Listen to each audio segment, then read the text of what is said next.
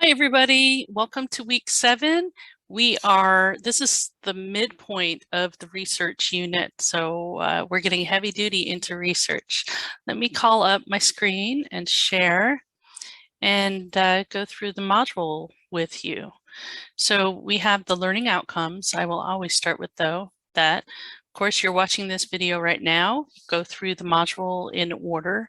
It always makes sense to go in order, although I've kind of lifted that restriction slightly, but it makes sense to do the readings and to do any of the information activities before you get to the actual assignments. So read through the assigned materials, watch videos, take notes for your own purposes. I am not requiring annotations again this week. It will be coming up in a couple of weeks though. But I figure you're doing lots of reading, lots of research. You really don't need to submit another assignment for annotations.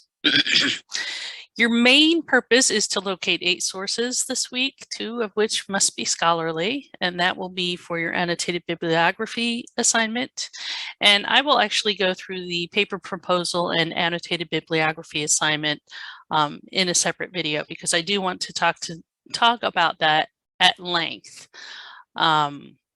So the weekly objectives are to locate credible sources, implement correct MLA citation and format, choose your position or stance. Remember in week 5, you did the research questions. So you're going to choose which one of those directions you want to go in with your chosen topic. And then you're going to draft a working title.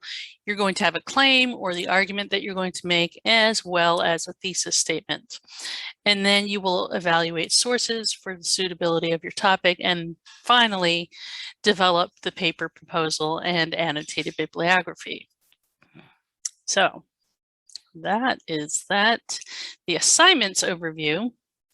In the writer's loop this week, you're going to have the whole assignment or the whole chapter assigned to you.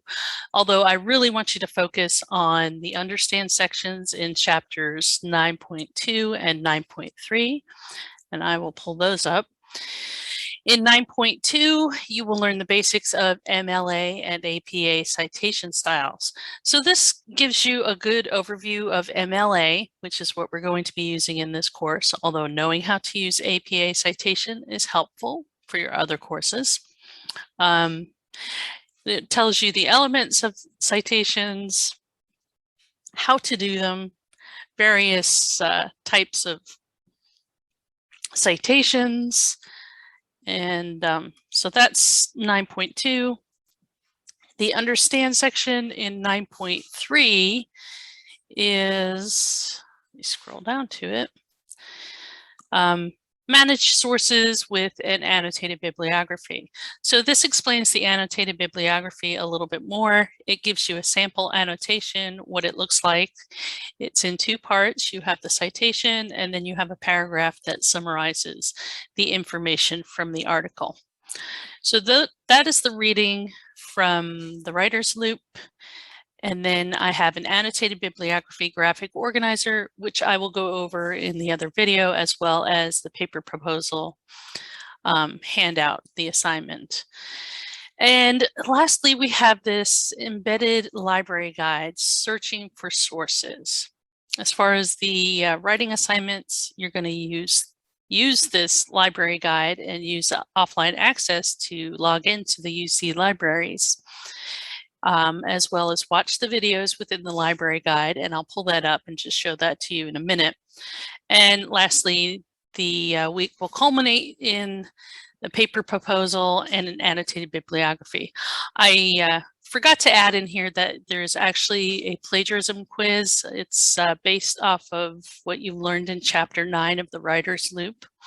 And that's just to test for your knowledge. Make sure that you know about what constitutes plagiarism. So let me pull that up, and then I will go into the library guide. So this plagiarism quiz, as I said, it's based off of information that you found in chapter 9. It's 10 points. You have 3 attempts, and of course your highest score will be kept. So, and there's no time limit. It's pretty straightforward, I think. So hopefully it won't be too hard. And of course, you need to have at least a 70 to move on. So the next thing in the sequence is this embedded library guide. So this library guide explains a little bit more about Academic Search Complete. You'll see you will have seen in week 6 for the main assignment, the source evaluation worksheet, that I embedded the Academic Search Complete link that takes you to the EBSCOhost page. But so watch this video. It explains a little bit more about how to use Academic Search Complete, and I'll actually pull that up.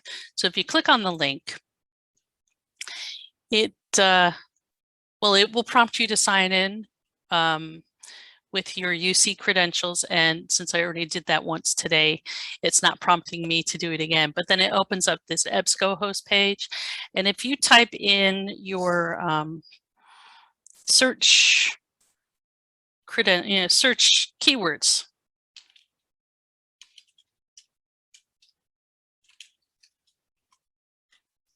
for example, I think one student had written something about bike lanes and says, hey, I didn't see anything about bike lanes.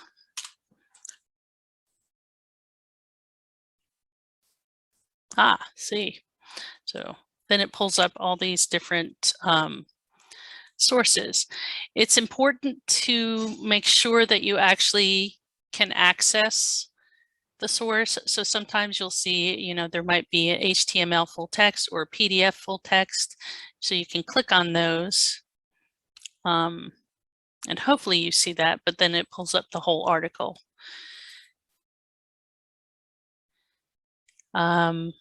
So what do you do if you can't find a source? There will often be this option here, find full text at UC. And if you click on that, hopefully it'll get you to the paper itself. So it worked. Usually these types of articles are behind a paywall, but since you're UC students, you actually have access to these types of publications, which is wonderful because it can be quite costly. I do want to caution you, do not, and I can't say this strongly enough, do not pay to get access to an article. If you cannot find it, you can request through the library if you think it's going to be something that absolutely is perfect for your paper, but by no means do not pay for an article. Don't do it. Usually you can get it through the college. If you're a Claremont student, you still have access to Langsam Library at main campus. So don't pay money for articles. I really can't stress that enough. I have some students who are like, oh, there's this article, but it costs so much money. I'm like, no, don't pay for it. Talk to somebody at the library, see if they can get it for you. If they can't, then you go in another direction, right? There is no reason for you to pay for it. So the other section that they have embedded here is how to use Summon Basics.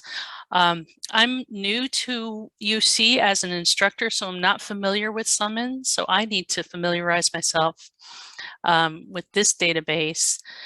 But this explains, and they actually have the search bar there for you if you want to use Summon.